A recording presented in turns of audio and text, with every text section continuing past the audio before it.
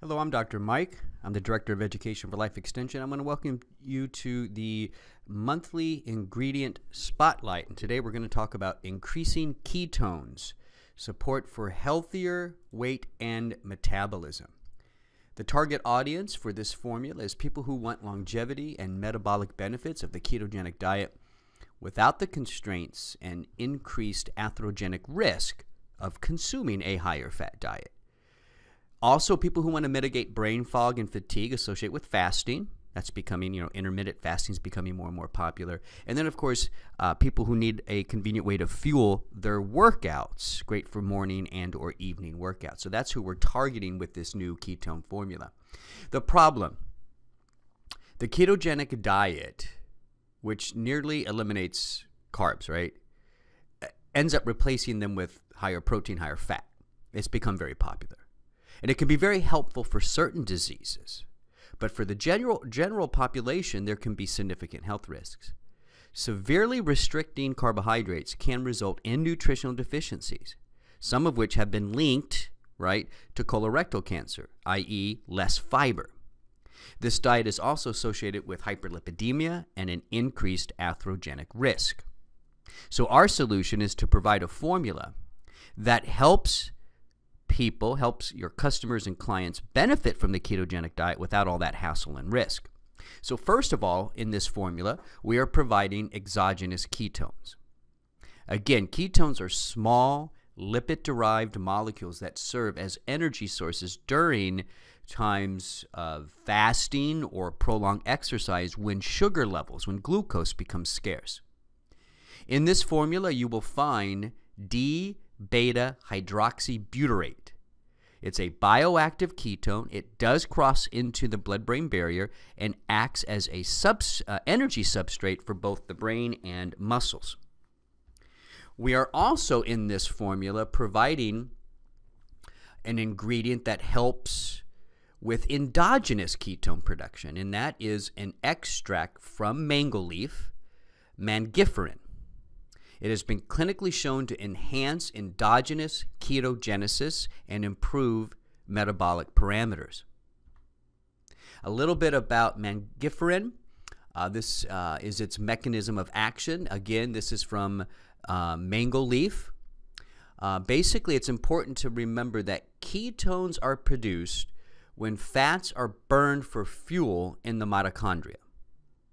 Mangiferin promotes fat burning by promoting the movement of free fatty acids into the mitochondria to be burned for energy. It also promotes proteins that are important for mitochondrial biogenesis.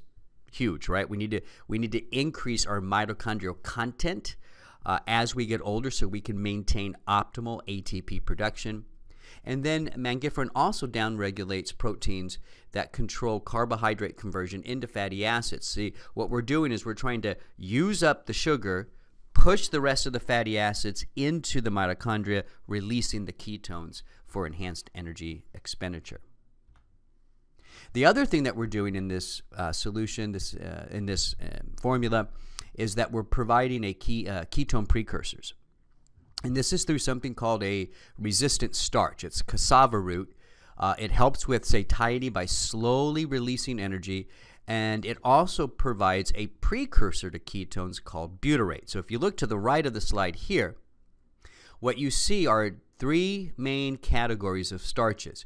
You have rapidly digested starches, you have slowly digestive starches, and then you have resistant starches. Rapidly digestive starches are going to be your simple ones. These are going to, they're rapidly absorbed, digested, absorbed.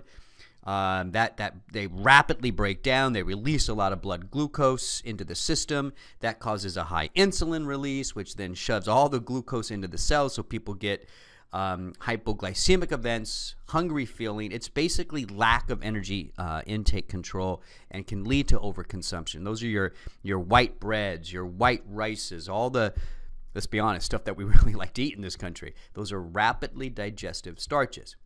Contrast that to slowly digestive starches. This is more of your whole grains, your fiber, stuff like that. It's a slower release of sugar into the system. It's a low insulin response. It's better energy control. And then Contrast that to what are called resistant starches like cassava root. These are not digested. Instead, they move into the colon where they are fermented by bacteria. They produce short-chain fatty acid formations, and they can actually then lead that into ketone production. Again, here's to the right now, or to the left, you can now see a blood glucose versus time after consumption. You can see the red graph here is your white bread. Look at that shoot up of spike of glucose after you eat it, and then you see the little rebound there goes below normal energy levels. That's where you get hungry and tired. You can see more like the fibers. They are a little bit better in managing energy and sugar. And then right here, this last line here is your resistant starches. Very little effect on blood glucose. And again, this is looking at dextrose versus a resistant starch. If you look to the right here, again, this is blood glucose in the bloodstream. And this is after you're given a dose of dextrose, given a dose of the resistant starch. And you can see the resistant starch has pretty much very, very, very little glycemic response. And you can also see that as well on the graph.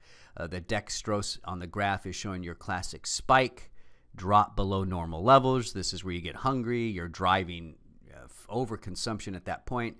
Notice the resistant starch stays pretty much even. Very little effect on blood glucose.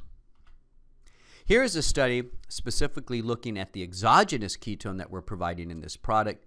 This was an investigation of the effects of an exogenous ketone on appetite. 15 normal weight individuals. It was a randomized, single-blinded crossover study, and they were given 1.9 kilograms per kilogram of BHB, which is a form of a ketone, versus dextrose, which is one of your more easier digested type starches. So the measured outcome for this study was looking at hunger, the desire to eat, fullness, and blood glucose, and some of your appetite and sugar-related hormones. The result showed that the ketones, in this case BHB, showed a decrease in hunger, a decrease in desire to eat, and a decrease in the hormone ghrelin that actually drives hunger. They also showed an increase in fullness. And you can see some of the graphs here. The dextrose is seen by the open circle. The ketone that was supplied is seen by the dark circle. So here's hunger. About maybe an hour and a half after the dextrose, people started getting hungry. 2 hours, they were definitely hungry. 3 hours, they were really hungry, right? You can see the ketones' effect on hunger was much slower. So there's a drop in hunger with an exogenous ketone. There's also a drop over time compared to dextrose with the exogenous ketone. And there is a greater feeling of fullness for a longer period of time with the ketone. Here's your ghrelin. This is your hormone that drives hunger, wanting you to eat. And you can see the levels of that hormone were lower with the ketone. So overall, we're providing a formula that is going to provide ketone benefits without the hassle and maybe even risk of a ketogenic diet. We're providing the exogenous ketone, D-beta hydroxybutyrate. We're providing mangiferin, which is going to produce endogenous ketones, and then, of course, the resistant starch to help control sugar and hunger. I want to thank you for listening today. I appreciate it. I'm Dr. Mike. Take care.